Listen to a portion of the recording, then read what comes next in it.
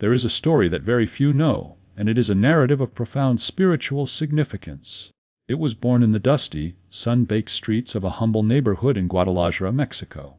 Here, a young man named Ernesto spent his days washing windshields and changing heavy tires for a wage that barely kept starvation at bay.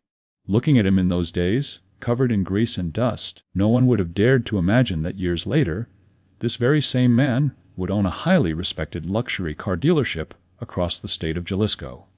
But you must realize, from the very beginning, that this is not a tale of blind luck, fortunate coincidences, or unexpected inheritances. In the divine mind there is no such thing as luck, there is only law. This is the exact scientific demonstration of what happens when an ordinary human mind discovers the extraordinary power of scientific prayer and decides to apply it with intelligent faith, spiritual constancy, and a profound, unwavering trust in the divine good that is already prepared for us. Prayer, rightly understood, is never a desperate plea hurled into the void by a frightened mortal. It is not an attempt to change the mind of a capricious deity. Prayer is a conscious, deliberate conversation with the divine mind that already dwells within the center of every human being. When this conversation is sustained with conviction and absolute clarity, it transforms our outer reality in ways the ordinary human intellect cannot anticipate, plan, or comprehend. Ernesto's story is living proof of this eternal principle. What he found in those dusty streets was not easy fortune, but the spiritual truth that freed him from his own mental limitations and connected him to the unlimited, ever-flowing supply of divine good.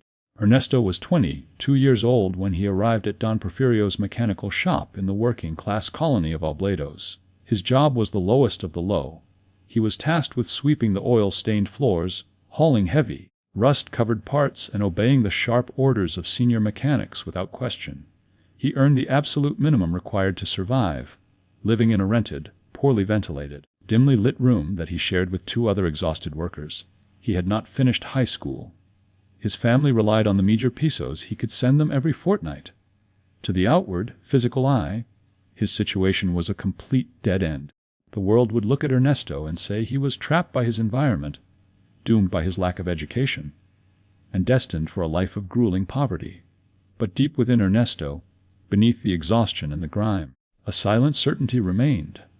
There was a quiet, persistent knowing in his soul that his life had a far greater purpose than cleaning the grease of others. That inner restlessness was the divine spark, gently pushing him to seek his true inheritance. The great turning point of his existence arrived on a mundane Thursday afternoon. While waiting for the crowded public bus on a bench across from the shop, Ernesto noticed a book left behind by an older gentleman. He picked it up, fully intending to hand it to the bus driver, but the title stopped him cold. It was a book on the teachings of truth. The words struck his consciousness like an electrical current. He could not explain the sensation rationally, but he felt an undeniable resonance in the very center of his chest. In the spiritual universe, there are no forgotten books and no missed buses. The divine mind orchestrates every encounter with perfect precision the moment a soul is ready to awaken. That night in his small, crowded room, Ernesto opened the book and began to read. The silent, irreversible transformation of his consciousness commenced. What Ernesto read that first night was a spiritual fact of immense, earth-shattering power. He read that the human mind is simply a window through which the divine mind seeks to express itself fully and gloriously. However, that window can become thickly obscured by fear, doubt, resentment, and inherited beliefs in poverty that were never true in the mind of God. To clean that window, to change one's own consciousness, is the only real spiritual work a human being ever has to do. For the first time in years, Ernesto was not agonizing over his debts. He was not cursing the economy or his lack of formal schooling. He was questioning the very beliefs that lived within his own mind. He was taking radical spiritual responsibility. The first step to any real demonstration is not to manipulate your boss, your bank account, or your outer circumstances, but to honestly identify the mental patterns that are creating those conditions. Poverty and stagnation are not accidents of fate. They are the exact mathematical reflection of an inner consciousness of lack projected onto the canvas of the outer world. Looking inward with absolute honesty and refusing to play the victim was Ernesto's first true act of scientific prayer. Over the next 2 weeks, Ernesto read the book cover to cover twice. He copied passages into a cheap spiral notebook and began to practice what we call affirmative prayer. He learned not to beg God for money from a place of desperation, but to declare from a place of calm faith what God had already provided in the spiritual realm. Each morning, before the sun rose and before he walked to the greasy shop, he sat on the edge of his narrow bed. He closed his eyes, stilled his racing thoughts, and quietly declared. He did not say this mechanically, like a parrot repeating a phrase. He sought to feel it as a present, vibrating reality in his heart. Naturally, his rational mind resisted fiercely at first. It mocked him, reminding him that he was just a poor mechanic's assistant with dirt under his fingernails. It told him that beautiful words do not pay the rent. But Ernesto remembered the teachings. This resistance is simply the old mental pattern fighting for its survival against the new truth that is emerging. In that exact moment of doubt, intelligent faith must stand firm and hold the line. If this story is already stirring an awakening within you, and you recognize the truth in these words, take a moment to like this video and subscribe to the channel. The teachings of truth are exclusively for those who are ready to receive them. And the very fact that you are listening to this right now is undeniable proof that the divine action is already working in your life. 3 months into his daily, unwavering practice of affirmative prayer, the outward circumstances finally began to crack and shift.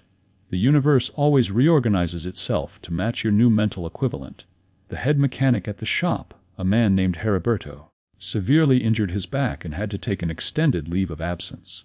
Don Porfirio, the owner, was left without options and reluctantly asked Ernesto to step in and cover some of the basic diagnostic tasks he had observed over the years. Ernesto accepted the responsibility, but he did not do it with the anxious, trembling fear of someone terrified of making a mistake.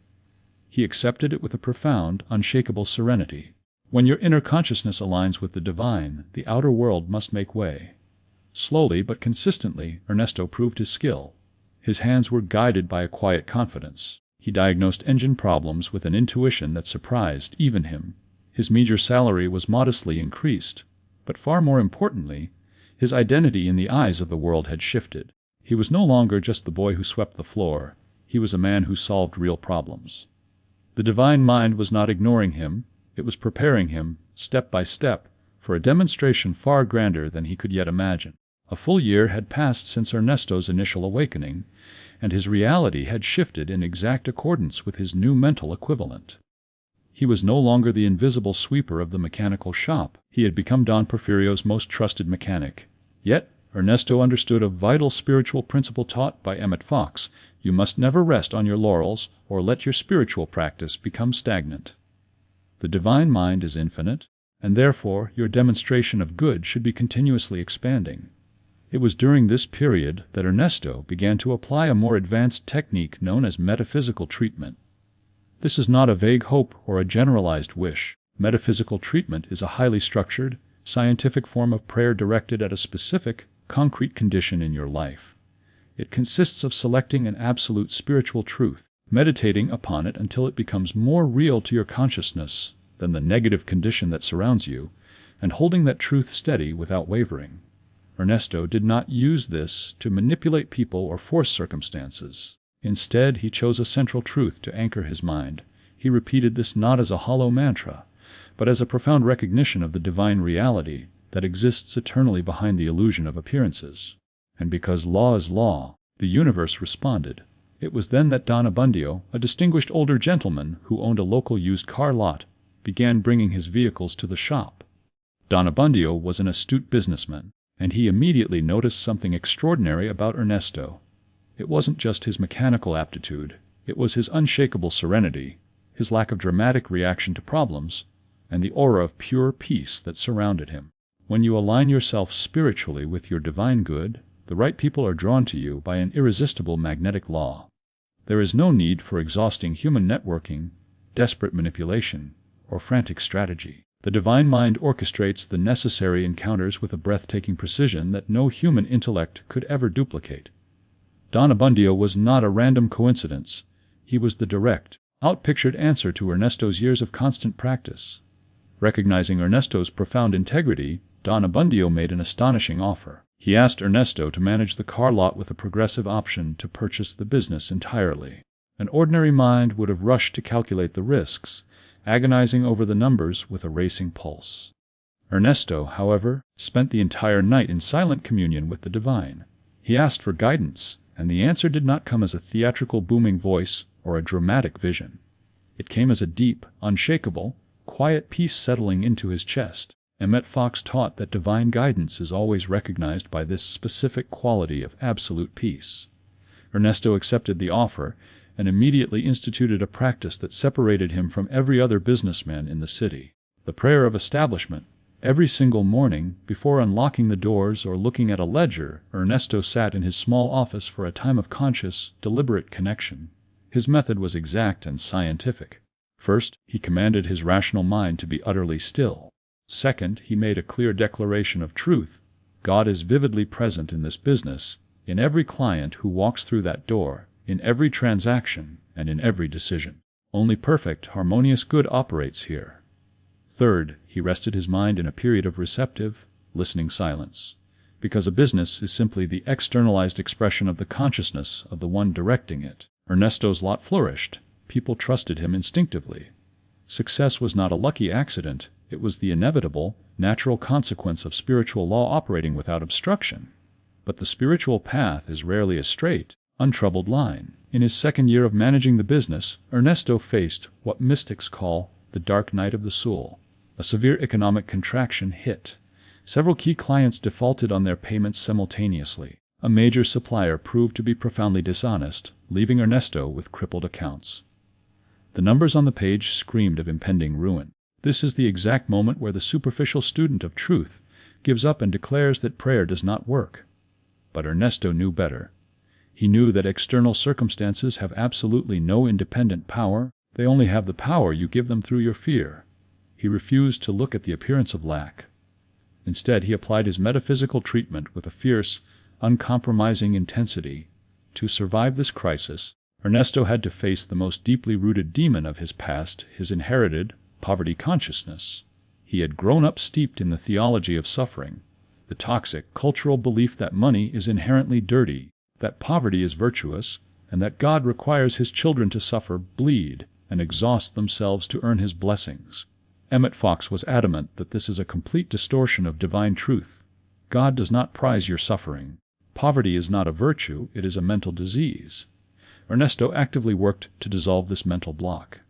He realized that holding on to the belief that he had to suffer to be worthy was actively repelling his good. He replaced it with a bold new mental equivalent.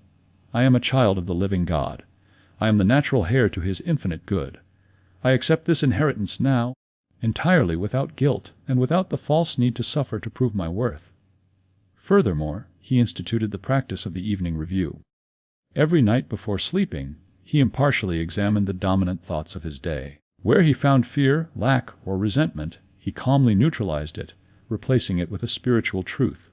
He understood that the subconscious mind works tirelessly through the night with whatever material you feed it before sleep. By ending his day with a clear affirmation of divine supply, he turned his hours of rest into a continuous, silent metaphysical treatment. Through this relentless, scientific application of truth, the crisis did not destroy him. Instead, it dissolved like mist before the morning sun, clearing the path for an expansion far greater than he had previously conceived. The dark night was merely the chemicalization of old errors, leaving his consciousness forever.